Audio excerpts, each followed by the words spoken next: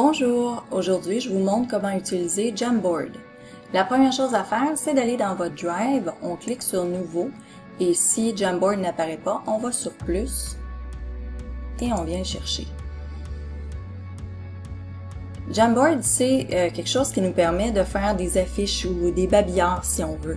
En classe de français, ça pourrait servir à différentes choses. Vous pourriez demander aux élèves de prendre des notes d'écoute. Vous pourriez leur demander aussi de préparer un support visuel pour une future présentation orale. Ça pourrait être aussi un aide-mémoire pour une prise de parole qui s'en vient. Ou bien on pourrait l'utiliser pour faire des organisateurs graphiques. Ou un résumé de texte qu'on voudrait présenter. Je vais vous présenter en gros les fonctions de Jamboard pour que vous soyez capable de l'utiliser vous-même. En haut à gauche, vous avez l'endroit pour donner votre titre. Et c'est pour la capsule. Voilà. Ici, ça sert à ajouter des pages Jamboard, donc on peut en mettre autant qu'on veut. C'est comme un peu un Google Slide, on peut ajouter autant de diapositives qu'on le souhaite. Le bouton Partager, c'est un bouton que vous connaissez déjà. Ça sert à inviter des collaborateurs à travailler sur un Jamboard commun.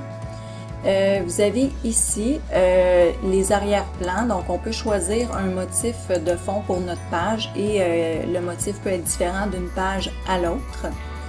Et ici, à gauche, on a les différents outils de Jamboard. Je n'irai pas dans l'ordre en partant du haut jusqu'en bas. Je commence ici avec « Ajouter une image ». Donc, on peut aller dans notre Google Drive et on peut ajouter une image. Donc, j'ajoute une capture d'écran d'un texte que j'aimerais que mes élèves travaillent. Donc, une fois qu'il est dans le Jamboard, je peux l'agrandir à mon goût et je peux le déplacer où je veux sans aucun problème. Ensuite, je pourrais décider d'ajouter une image directement à partir d'Internet. Donc, je peux chercher une image et l'intégrer. Donc, ça aussi, une fois que c'est là, je peux choisir la grandeur qui me convient et le déplacer aussi. Ensuite, on a l'outil boîte de texte.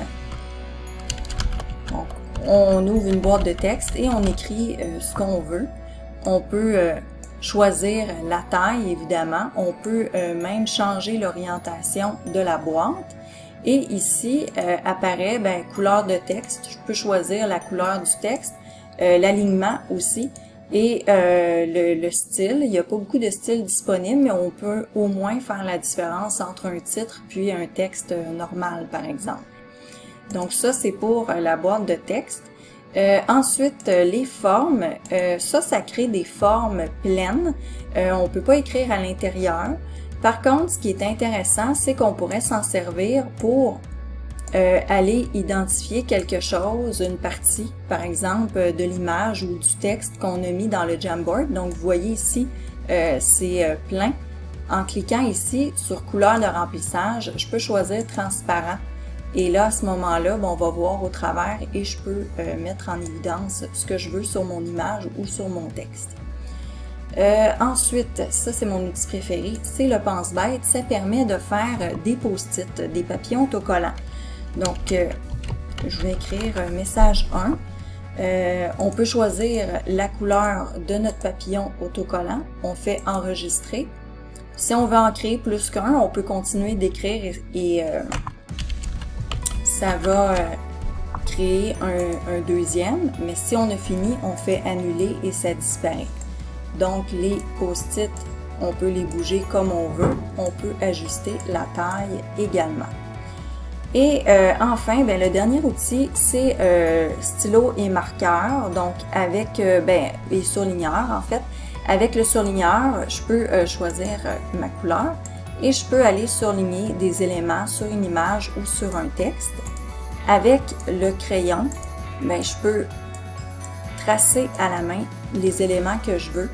Et juste en dessous, on a l'outil efface si jamais on veut effacer un bout de ce qu'on a fait. Ou on peut faire retour ici, annuler pour annuler nos dernières modifications. Puis, le dernier outil, c'est l'outil laser. C'est intéressant quand on est en train de présenter notre Jamboard devant un groupe, par exemple. Ça permet d'attirer l'attention des gens sur une partie de notre Jamboard et on peut faire ça comme ça et ça disparaît tout de suite après.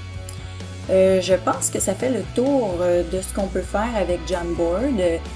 C'est sûr qu'avec les outils boîte de texte et pense-bête, ça vous permet aussi comme enseignant de donner de la rétroaction à vos élèves sur le travail qu'ils ont fait sur Jamboard.